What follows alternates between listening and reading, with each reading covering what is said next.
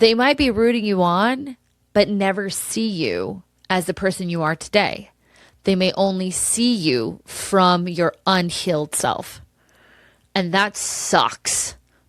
Welcome to the Mindset Mirror Connection podcast, the podcast where we debunk the eat less, move more, shrink more mentality and focus on what really matters, which includes your relationship with your body, food, self-worth, and the behaviors that align with all of those. I'm your host, Christina Hathaway, licensed therapist with specialized training in food and body obsession, certified personal trainer and nutrition coach. At the Mindset Mirror Connection podcast, we believe what you say in your mind, you see in the mirror. So let's have a conversation about that. Before we get into today's episode, I want to make sure you subscribe to this YouTube channel. Also, if you don't want to miss any content that's being dropped, make sure you hit that notification bell as well. I also want to know who are the people you want to hear from on this show and what topics would you like me to continue to cover. Thank you so much for your continued support. Now, let's get into the episode. Well, what's up, guys? Welcome back to the Mindset Mirror Connection podcast. I am so excited that you took this time out for yourself to learn something about your physical and mental health. I want you to see that as a win. We oftentimes minimize our wins. We minimize the time that we set aside to better ourselves. So if you've done that today, check it off. Feel good about it. Actually sit in your feelings of being proud of yourself. And speaking of wins and being proud, today in our love series, we're going to talk about relationships. And we're going to talk about when relationships do not support our growth. Now, for a lot of you listening to this podcast, you're on a quest of self-growth, whether that be a relationship to exercise, diet, other relationships, your relationship to your emotional health, your relationship to your physical health, even growth in your boundary system. Whatever that growth looks like, oftentimes it can feel challenging from an internal standpoint because our subconscious is constantly pulling us back to what feels safe and predictable. But also one thing we rarely talk about is how the people in our environment also create resistance. So today we are going to get into that. Now, personally, I have been someone who has seen this from my own relationships, but also from my clientele. In my life, I've had what I call shedding of my skin and the skin of others, where I would shed some of the shit from my past. And that included people, naturally included people, right? And I see it with my clients. I've seen clients build their sense of self-worth and leave relationships. That's happened more than once in my coaching program, or set boundaries with certain friendships, or even set boundaries with certain gyms. That's also been something that I've experienced. And it's not abnormal for this experience to happen, because when we begin to change ourselves, we threaten any relationship that is built on a codependent relationships, which we'll get into today. So I want you to ask yourself, have you ever felt like the more you grow, the more tension it's created between you and specific people? It's not going to be everyone in your life, but there will be specific people that don't like you getting better or being better. This is something that I don't think we talk about often when it comes to our change in our life, because we assume that the people around us are going to be happy for us and they're going to be cheering us along. And that's great. If that's you, kudos. Still want to listen to this though, because there are going to be other ways. It may not be necessarily people directly, but there are going to be other, it may not be a direct relationship, but there will still be social aspects of change that you are going to have to navigate. So this is for any of you who are looking to reclaim your health, reclaim your time, reclaim your boundaries, and not feel guilty for it. So we're going to talk why boundaries feel wrong when your identity has been built on being the capable one, being the strong one, being agreeable, always being available to people. We're going to talk about how people pleasing increases guilt sabotage, and that in order to change that, we need to change it from the inside out. And we need to understand why our friends, our partners are emotionally sabotaging our growth. What is going on there? Even if it's like on a subconscious level, why does that happen? And I want to, of course, talk about the hidden costs of staying safe in your old patterns and routines. Obviously, that can create burnout. It can create resentment. It can make you feel unimportant in people's lives. So why does this happen? Well, for a lot of you listening, in your life, you've been the strong one, the reliable one. You're the one whose job is to make other people comfortable. And it's like an emotional feat. It's an emotional duty. I think of myself. I'm someone who put so much emphasis on what I could do to make other people happy. This is why I'm the one who wants to throw the parties. And when I throw the parties, I go all out and I want to make sure everything is perfect. And if it's not perfect, I freak out and I get very anxious. And it's because I put so much pressure on myself to like make other people happy. Now I've definitely increased my boundaries around things like that. But I learned that early in my life, and so did you. I learned that taking care of other people and making other people comfortable was how I received love. If I was expressing my emotions, if I was telling someone I didn't want to do the thing they wanted to do, if I was resting when someone wanted me to dance, it was wrong and people got uncomfortable. And if they're uncomfortable, that's a threat. So I do, or I did, right? People pleasing, as we know, is a protection strategy. It says if they're happy, then I'm safe. Remember, if we're loved, we're safe, because rarely if someone is loved, they're not going to be taken care of. And when we start this process of growth, saying no or setting boundaries violates the unspoken emotional contracts, if you will, that have been put in place in specific relationships. Now, again, not all relationships are going to be threatened when you decide to grow and change. You'll know the ones that are. And by the time we're done with this, you'll recognize what they are. So really, at the end of the day, your growth challenges the status quo. What has been with the people around you, and for them, that can feel incredibly threatening. Thus, they act in a certain way towards you that then creates more social resistance and guilt resistance that makes change harder. So I want to introduce a concept that I've touched on here in this podcast called codependency. Codependency is seeking your worth through external validation. Your needs are suppressed in order to maintain harmony. Now, codependency is not always caretaking. It actually could be quite the opposite. It could be being very walled up. It could be someone who is not interested in how other people feel. They're only interested in themselves. It could be someone who is very controlling versus overtly sharing. There's a lot of aspects of codependency. Growth will disrupt codependent patterns. So why? Well, if my worth, right? So remember, seeking worth through external validation. If my worth comes through that caretaking, then people are going to get used to me taking care of them. And for the majority of our relationships, when they were developed, which I'll touch on here in a sec, they were developed out of our own feelings about ourselves. So if we had a low self-worth, then we are going to attract people who reinforce that narrative, okay? So when we decide no longer, I'm going to take care of myself, I'm going to choose myself, I'm going to set boundaries, I'm going to make compromise, I'm just going to change the fucking way I eat. That looks like abandonment to some people. They think you're leaving the crew. And like we talked about, getting jumped out of the gang, right? So coming back to the concept, though, is we attract what we believe about ourselves, and not in this manifesting way.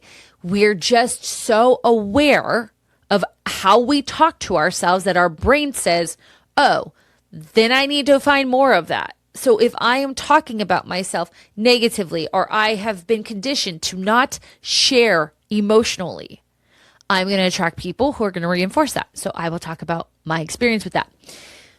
I have some of the most amazing girlfriends. We met in college, and I didn't drink very much, really at all. I would drive to the parties. I would stay up all night and have a great time. But maybe I'd have a Zima. I'm aging myself, right? Here and there. But I just loved talking to people and getting to know people. However, I met a group of friends and there was a heavy emphasis on drinking. And because what is my role is to maintain harmony, I started drinking. I'm not saying they forced me to by any means, so don't hear that. I got more into it. And our relationship was very much geared around drinking. We rarely went deep when we were sober, but we could go deep when we were drunk. And we'd stay up all night and talk. It was fucking so much fun. Don't get me wrong. We had a fucking blast. But as I've gotten older, I've realized that not with all of them, but with some of them, going deeper and having more vulnerable relationships was so terrifying to them that either they had to be intoxicated or it wasn't going to happen at all. And I learned this obviously as I went through one of the hardest times of my life with my dad dying, how some people came forward and other people retreated. And that's not to say that I don't still love those people. I just recognize, oh shit, that relationship is built on something else. And so for me, I realized that. And I realized that as I started to grow, and I'll talk about that in a sec, as I started to grow, a lot of the relationships that I had didn't meet where I was going. And there is two people in particular that I rarely ever talk to who I thought I'd be friends with for the rest of my life. And I've touched on that in this podcast. My growth started when I was in a relationship. I had not done any work on myself. I was working in child crimes as a therapist, and it's called child help where I worked, but it's easier to say child crimes because you can get the gist of it. And I was being triggered like mother. I was being triggered. And I was seeing this guy who was younger than me. He loved to play video games. He had a good job, but he wasn't like financially there yet, but he was on his way. Very fun, cute, very kind, but I was a dick. I was a dick to him because I would do these elaborate things for him and expect him to do that in return for me. And when he didn't do that in return for me, or he wanted to play video games, I saw it as, a violation, and I would treat him poorly. He broke up with me, and I'm sitting in this house that I bought by myself, and just like, again, you did it again. You got to figure this out. So that began my journey. It was a spiritual and emotional healing journey to do my own work on myself. Now, interestingly, with that, I had one friend who just fell off the face of the earth. This particular friend was not someone who was open emotionally, who was not willing to get vulnerable, who was very like positive vibes, it's fine, which is great, but that's not always vulnerability. That's kind of a cop-out, to be honest with you. And while she, reaches out here and there, like we used to be very close, but I lost that friend. And I think that's important for you guys to recognize. And then I'll talk about what happened later on in life. But our brain ultimately already resists these identity shifts that we're making, even if the old identity is harmful, as you guys know, because what is familiar is safe. And then also we see these relationships start to change, and it can feel like a lot. So I want you to ask yourself, do you have people in your life, maybe a partner or a friend, who makes comments straight up to you like, you've changed, like you're always talking about exercise, like you're always worried about your food. They do it passive aggressively, right? Comments about your routines, your meals, your new boundaries. I wish I could have time to work out every single day, but I have 3 kids. Or, yeah, it would be nice if I could blah, blah, blah. And you're just like, what the fuck? I hate passive aggressive. It gets me. Oh my God, you guys. This is so funny. We were at a country western bar. I don't remember. This was probably a year ago. And this woman, like there was the dance floor had this, like, I don't know what you would call it, like little bar tops around it. So you can like put your drinks down. And she kept like, she went to the bathroom and came back, and we were kind of like, expanding on the space that we had. And she, instead of just saying, "Oh, excuse me, I was standing there," she was very passive aggressive. And I go, I said, "Can you use your words and tell me what you need?" It was so fucked up. But I get triggered with passive aggressiveness. I'm like, use your words. Tell me exactly what you want rather than being passive aggressive. I said that to her. And I do that sometimes. It's not my finest hour, but I also think it's kind of funny. So don't cross me. If you're going to cross me, just fucking say it to my face. And I'm like, noted. Excuse me. Let me get out of your way. Thank you for being an adult, right? Are you tired of wasting your money on diet and exercise program that leave you feeling pretty much the same? You're spinning your wheels, but the food noise is still there, the body dysmorphia, the overtraining and not seeing results, the emotional eating, it's all still there. But you don't think you have an option because they're pretty much all the same. What if the next program you invest in combines therapeutic practice with exercise and nutrition science and behavioral change? What if this program focuses on what you say in your mind so that you can have a better relationship on what you see in the mirror? Hi, I'm Christina Hathaway, licensed therapist with specialized training in food and body obsession, certified personal trainer and nutrition coach, and I'm the founder of the Mindset of Matter coaching program. Here, we see your mind, your body, and your identity as one integrated system and treat it as such. We focus on your self-defeating beliefs and understand how they impact your behaviors and thus the outcomes that you feel stuck in. We do this through the Mindset Method, my psychological curriculum that I've curated with over 15 years experience and adapted it to you, the average woman, and this coaching program. This is one method, one program, one coach, and let's face it, the one area you've probably never done the work on. So if you're tired of spinning your wheels and wasting your money, check out the link below for more information. Anyway, that's my ick over passive aggressiveness. Distance, right, then grows when you stop giving, because people are waiting. Like, think about a system. Like, you've created systems not only in your family of origin, which we've talked about, but you've created systems in your friendships. Like, there's a certain level of expectation that you've created, whether that's healthy or not. So when you start to create distance from that expectation, you stop over giving, you stop drinking. That's a big one. People are like, just have the drink when you're not trying to drink, or this is a big one I see with clients is they'll go out with girlfriends, and like the norm is everyone, like, you just order a bunch of food and you're just picking, you're not really paying attention to how much you're eating, if you're full, how your body feels. And so as you're trying to change your relationship with food and be more attuned with your body, you might tell them like, hey, I'm just going to order my entree. And they're going to be like, just eat like what we don't do that. Eat like we normally do. Or another thing that I noticed for myself was when I used to do CrossFit, I'd get so competitive, which created so much anxiety in my head. And there was this group of girls where it was like, you're going to go balls to the wall. But I was hurting myself and it was miserable. I fucking hated it. And so I asked the owner, I said, can you take me off the WOD app? Like, I don't want to see myself compared to others. Like, I just want to work out. And I started pulling back.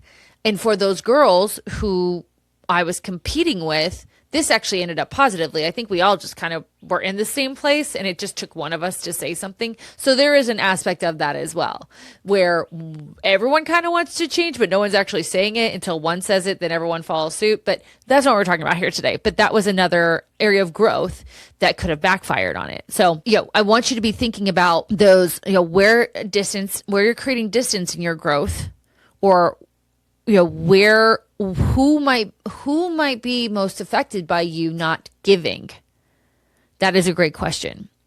Also, I want you to ask yourself, like, am I shrinking my success, my wins, my habits, lying about what I'm doing? I see this a lot with girlfriend groups where one has a relationship and maybe the others don't, and the others want to like bring that one into their misery. Not that being single should be miserable by any means, but you know what I'm saying. And you can't talk about the happy things, or maybe the gift that your partner bought you, or the date that you guys went on. It makes you feel uncomfortable. Like, I have plenty of single friends who love talking about my relationship. They just love Mark. Mark's great. But you know what I'm talking about. So you have to downplay in order to avoid discomfort, like their discomfort, not your own. And this creates an internal war. It creates an internal war where you're like, am I selfish or am I just finally being honest with myself? You know, you start to question yourself constantly. And I think what we ultimately want is to like get permission from them to change. And they might not ever give that to you. Or they might say, yeah, we love that. We'll be right here, but then sabotage because they can't keep the promise to you because they can't keep it to themselves. And so we're seeking permission to change. Or here's a worse one, and I've experienced this lately. They might be rooting you on, but never see you as the person you are today. They may only see you from your unhealed self. And that sucks because there's nothing you can do. You've already done the work. You've made the changes. You've set the boundaries. But if that person only sees you as being selfish, because I was someone who was very selfish at one point. I swung to the opposite side of the spectrum where I was just giving. And then I was like, fuck that. And I was like, no, I want to do this. No, we're not going to do that. I was so demanding. She was so annoying too. And I got feedback from the good friends who were like, hey, we don't like this. And I did work on it. Now, if I set a boundary, now if I don't like something, now if I don't know, choose myself, for certain people, it's like, oh, you're being her again. You're being selfish. And I'm like, not in my mind. I'm just saying no. Or I'm saying, I don't like that. I'm not saying you have to change. I'm not making everyone's life miserable because of it. I'm just saying, hey, yo, I don't like that. But there's one person in particular who can't see past that. And it's kind of crazy because I thought that this person was cheering me on. One thing I want you to recognize is growth always requires you to give something up. Sometimes it's more clear. Sometimes it is a friendship or a relationship. Sometimes it's not as clear. Sometimes you lose approval or familiarity with certain environments. You lose being the easy one. If you start to set boundaries when you used to not to, and the person who is the selfish one and very demanding, they're going to think you're raining on their parade. They're going to be like, why the fuck is she talking? She never talks. Why is she offering her input? Nobody wants your input. And that's a problem. That is a problem because now you're no longer the easy one. You're also not the difficult one. You're just one with yourself, and the other people around you do not like that. The problem with this, again, and I'm just going to redirect this one more time or reframe this, is that momentum will slow when change starts to feel like you're betraying other people and maybe even yourself, because it's going to be this internal war because you have built this identity around being safe, but you realize like that identity is not helpful for you anymore. It's not serving you anymore. But also it's so stressful. Your brain is already pulling you in one direction. Your friends are pulling you in that same direction. They're like, here, drink, eat the food, eat the cake. You can miss the gym. And you're just like, what do I do? Well, we're going to talk about that. So I want you to think about the long-term costs that staying the same would cause you. Now, obviously, burnout is a big one, right? Burnout from just being performative. You know, you've got to play two roles in your life. It's like, I got to do this work in private, my private growth, and then appease everyone in public. That's so tiring. Change, as you've already recognized, is so hard by itself. I shouldn't say hard, but again, there's a lot of resistance. And now I've got to be this two-headed person where I'm a certain way in front of my friends and I'm a certain way by myself. And like I said, if you want something and you want it wholeheartedly and you're working towards it wholeheartedly, if the people around you are not promoting it or accepting it at a minimum, or at least respecting it, you can create a lot of resentment towards that person, but also towards yourself. because you'll do this thing where you'll kind of give in. And you're like, okay, so I'll just use myself like around drinking. You guys were on my soberish journey with me after my dad died. That journey went down the toilet and I was overdoing it. And I realized that and have come back to my soberish journey, which is great. You might have that friend that you're like, I'm not drinking. I don't want to drink, but they put so much pressure on you. So maybe you have one or two, maybe you have 10. And then the next day, what happens? You feel like shit. And then emotionally, you create resentment towards yourself because they didn't keep that promise to you, resentment, and you didn't keep that promise to you too, right? So you can build resentment to them and you at the same time. And then the beliefs start happening. Maybe I'm too much. Maybe this change isn't worth it. It's just easier to keep things like they used to be. See that with relationships a lot. Like, I'm just so comfortable with them. Again, comfort doesn't always equal safe or healthy. So let's do this little activity, you guys. I want you to think about the following, because for a lot of you, you don't know what you want. So for me to ask, what are your boundaries? What are your needs? I want you to sit down and have this conversation with yourself. The first thing I want you to think about is like, what are your preferences with your time? The time that you have for yourself and the time that you share with others, not what's currently there, not what you think should be, just what are your preferences with your time? If you're someone who's like, you know what, I'd like to spend a good 75% of my time on myself, with myself, or with the people closest to me. Nope, don't even do people closest to me. If you're like, I'm introverted, I want time for myself, then take it. I tell my clients this all the time. Like, that's your preference, take it. And then 25% of the time, I want to be social. And when I'm social, I want to enjoy it. And then finding ways to enjoy it. But if you're the opposite, if you're like me, I love being around people. I love people so much. And I'm the flip. I'm like 75% of the time I want to be around other people, but 25% of the time I want to be by myself. So what are your preferences on time? What is your preference on expression? Now, if you're in a growth period, I'm hoping that you can have an interdependent relationship with expression of yourself. How comfortable do I feel expressing myself vulnerably to other people? And then how much do I want to take care of myself from within? So that's expression. How, this is funny. How set are you in your routines? I have a very close friend that I just had this conversation where she was like, I was like, do you even want a relationship? Because she's so set in her routines. So she said, I don't think so. She's like, I'm not willing to change my routine. Like, she wakes up, she gets to the gym at like 3:50 in the morning. And I said, you're either going to have to meet someone at the gym at that same time who has the same schedule as you, or it's going to be real hard. Because basically that's been her thing. Like, I remember she was dating this one guy and he was great, but like he couldn't get on her schedule and she wasn't willing to budge, Now, of course, she has flexibility in her schedule for herself, but she doesn't really have a lot of flexibility in her schedule for other people. I'm very similar. I have a pretty hard and fast rule. Like, I don't go out on school nights. Like, we are so routine here at this house. At 6:00, dinner is happening. We get in, we eat our dinner, we watch a show together.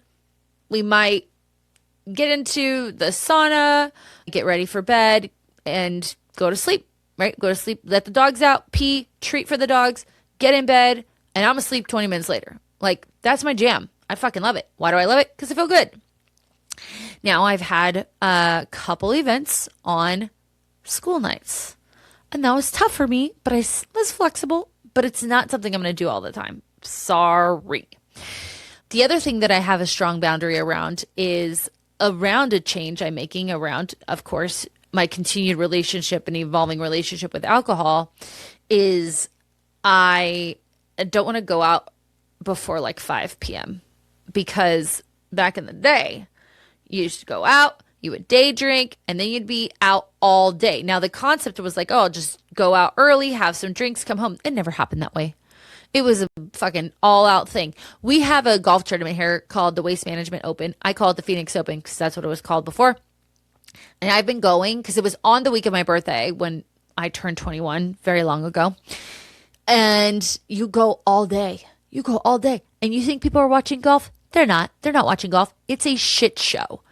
And this year, Mark and I decided we're not going. I just sitting and drinking all day and like not even doing anything. You're just standing there. It's crazy. It's fun as shit. Don't get me wrong. It's really fun. But you're just standing around. And I'm like, that's not who I am anymore. And the friends that I normally do that with, they're either going to be like, cool, whatever. Or they're going to talk shit. Oh, she didn't want to come. She doesn't want to drink like that anymore. Like, I'm not going to do that. You won't catch me not coming here. That's shit that happens, you guys. Right? So thinking about kind of your routine, thinking about your hard and fast no's, thinking about access to you. How much access do you want people to have of you? Maybe you're 50-50. Maybe you're 75-25. Sit down and write these things out. Now, there's a plethora of areas that we can talk about. We can talk about your boundaries around your material things, right? I don't like people to, like, certain people don't like people to, share their stuff with them. But I think sticking to time, access, vulnerability, routines, that's a good place to start. And sitting down, like, what do I want? What do I want? What food do I like? Ask yourself that. Like, I don't even like, let's see, what do I not like? I like a lot of food. But, like, I'm not going to go to Cracker Barrel. I'm never going to go to Cracker Barrel. I don't care. I'm just not going. Sorry. Don't invite me. That sounds disgusting. Blech. I'll go to Village Inn, though. I love Village Inn. So ask yourself those questions. The next thing, though, so the first step is knowing what you want and what you don't. When I was in a very toxic relationship, I knew 3 months in that I was not supposed to be there, but I convinced myself to stay. And it was very abusive emotionally and ended up being physically abusive. And I knew in my gut I shouldn't be there. Your gut will tell you, even though your ego will try to step in and be like, no, girl, you gotta keep doing what you're doing. You've got to, take care of everyone. If you don't, you're going to be worthless. Your gut is a second brain, and it will tell you what you don't want.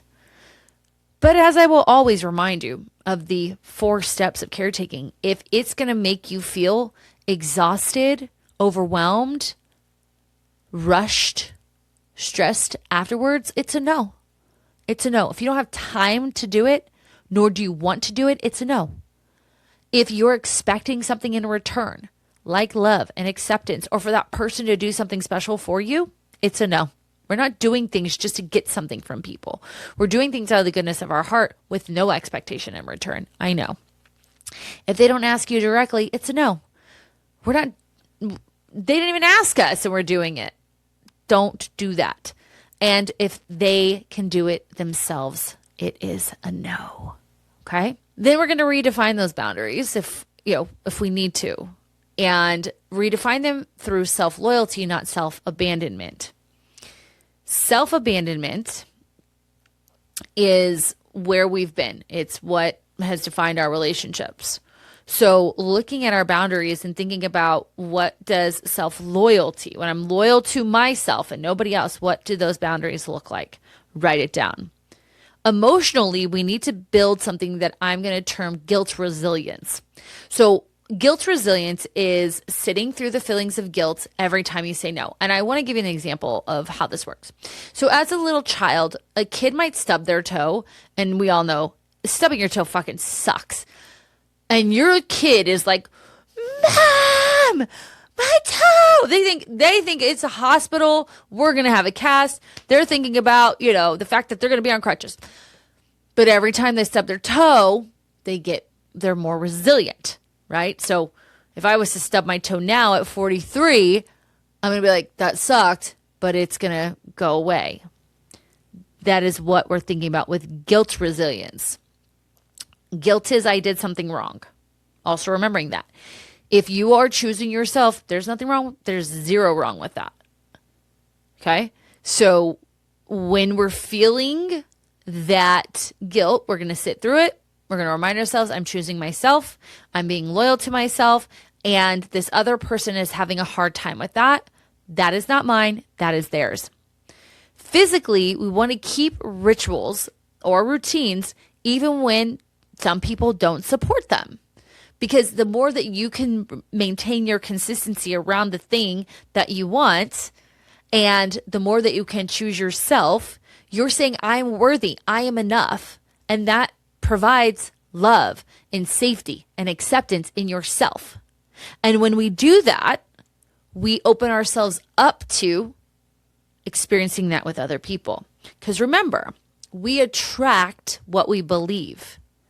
So if we start believing in ourselves and our worth and acting from that way, we're going to open the door to new people coming in, or even be more aware of the people that have already been around us that accepted us for who we are, not what we could do for them. And that is incredibly important. Come up with this script, right? Come up with this script like, hey, this matters a lot to me.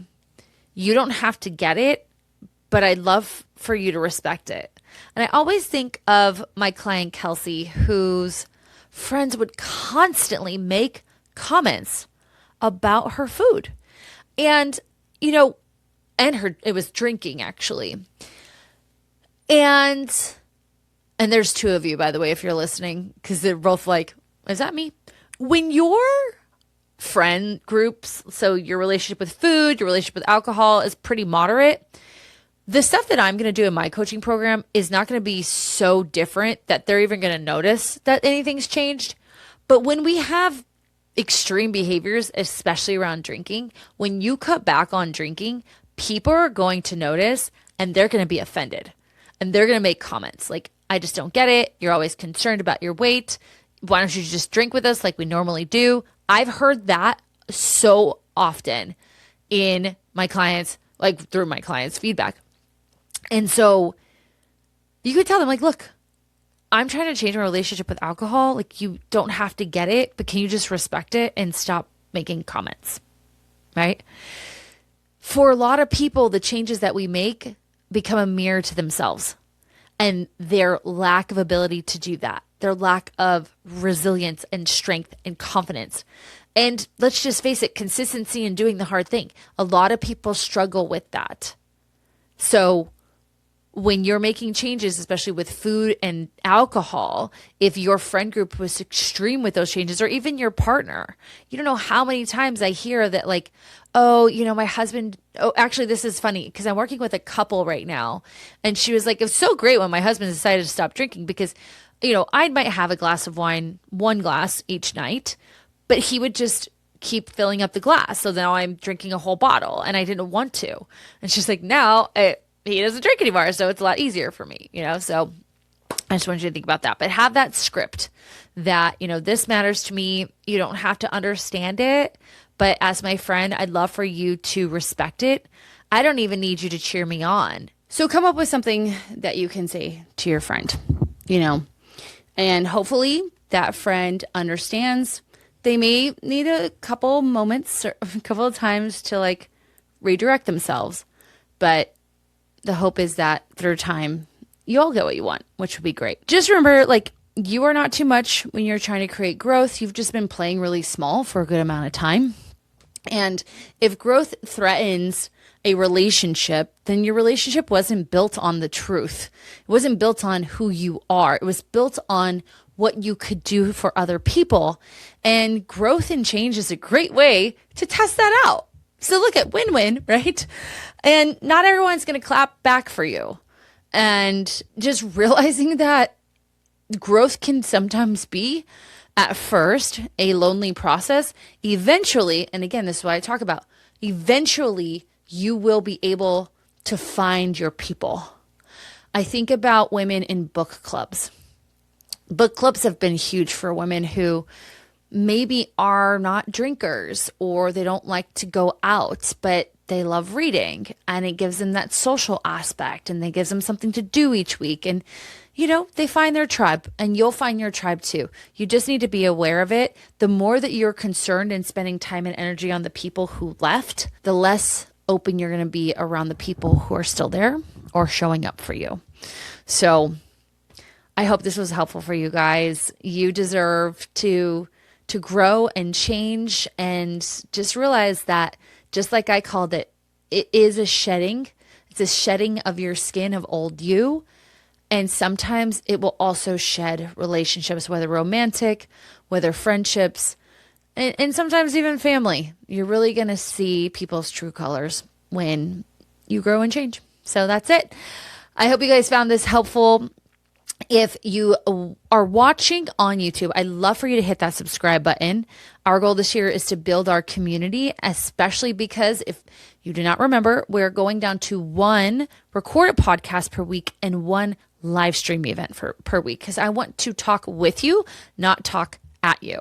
If you are listening on iTunes or Spotify, please hit that follow button. And if you were so kind, put the downloads on, because that looks great for our statistics. And please also give us a 5-star rating and review. We would love that. If you are interested in working with me, this is all the stuff that I do. I help you through this process. I hold your hand. As I mentioned, this conversation happened because this is a real thing that my clients go through. Check out the show notes below for that clarity call link, and we'll set up a conversation. Other than that, I'm going to send you on your way today, reminding you that what you say in your mind, you see in the mirror. Bye-bye.